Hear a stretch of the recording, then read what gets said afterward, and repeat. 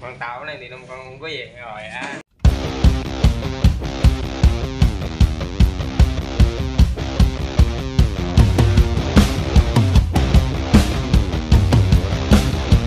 good morning mga idol. Dito tayo sa ating barbero, kay Ray.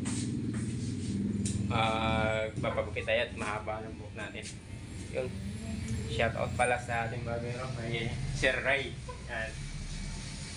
Yan ang aking tagagupit dito mga idol pag umuwi. Ito yung kanyang shop. Pakita ko sa inyo yung shop niya. Ganda ng shop niya.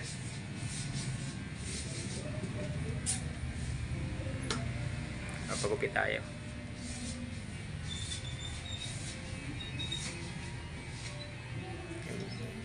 May nauna tayo sa ligas. Although kahapon pumunta ko din at marami siyang customer kaya umuwi ako.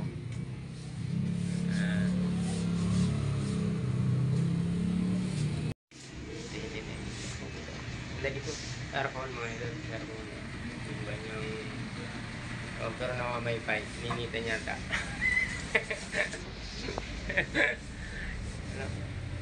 Aircon pero namamaypay.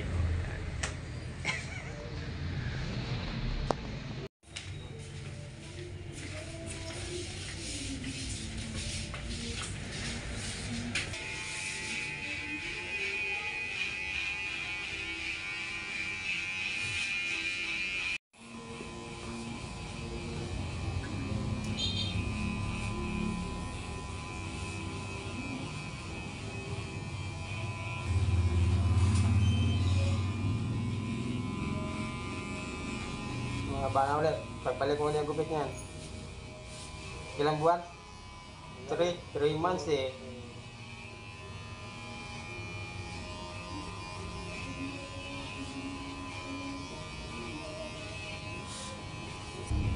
Kahapon, tumigil ako dyan eh. May nakapila. Ano hapon? Daming customer eh. Kaya bukas na lang.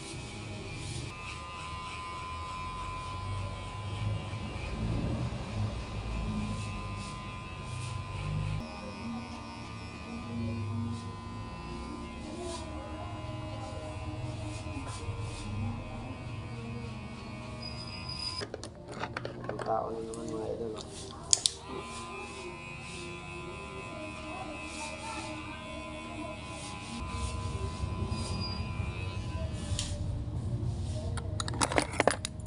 Good morning mga idol. Sa mga nakakapalik ito, shout out sa inyo.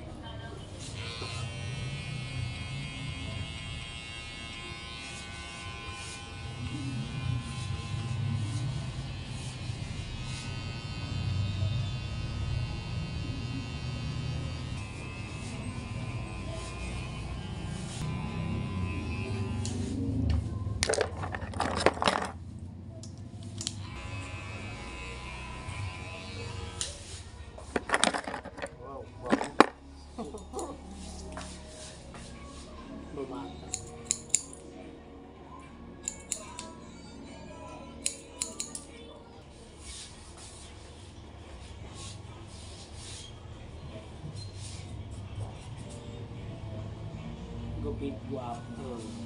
Yun. Gusto mga idol. Ayun. Mukhang tao na, hindi na mukhang unggoy eh. O, ayan. Ayan mga idol.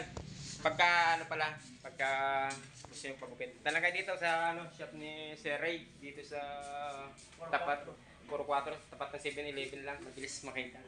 Dito sa tabing highway. Yan.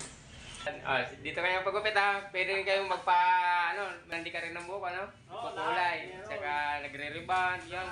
Basta meron tayo lahat. Yan, lahat daw meron. Yan. Lahat ang pagpapugi. Yan, meron. Lahat daw, lahat. Yan, maraming salamat mga idol. Hanggang sa muli, Lelo Ray ng mga idol.